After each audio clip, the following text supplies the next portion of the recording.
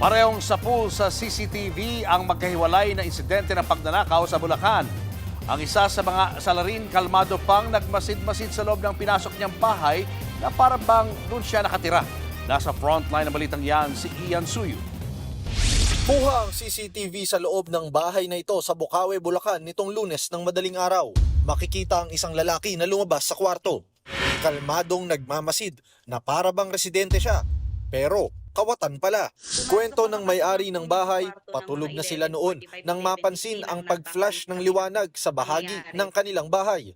At nang i-review ang CCTV, dito nila nalaman na pinasok na pala sila ng magnanakaw. Natangay ng kawatan ng isang cellphone at tablet. Halos 20,000 pesos ang kabuuang halaga ng mga yan.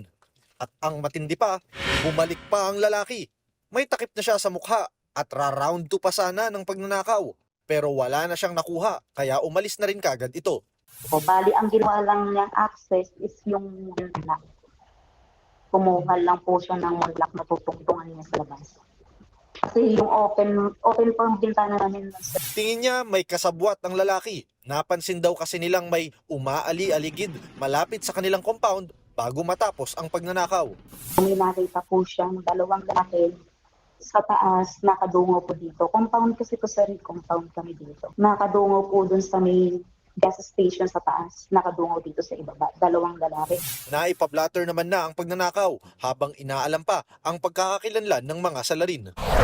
Samantala sa San Rafael naman, nadali rin ng kawatan ang karinderyang ito. Ang lalaking nasa video, nagpanggap na customer at nanghingi pa ng tubig. Nag-order pa siya ng 5 burger at 5 halo-halo. Pero habang abala ang mga tindera, mabilisan niyang kinuha ang bag na nakapatong sa mesa. Sabay sabing kukuha lang daw siya ng lalagyan para sa inuming tubig. Hindi na bumalik ang salarin. Laman ng bag na tinangay ang 3,000 pesos, mga ID at iba pang gamit.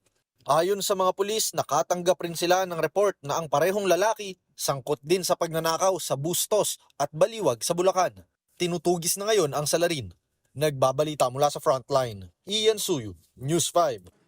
Mga kapatid, Julius Babaw po. Para sa komprehensibo at makabuluhang balitaan at talakayan, mag-follow at mag-subscribe na sa social media pages ng News 5.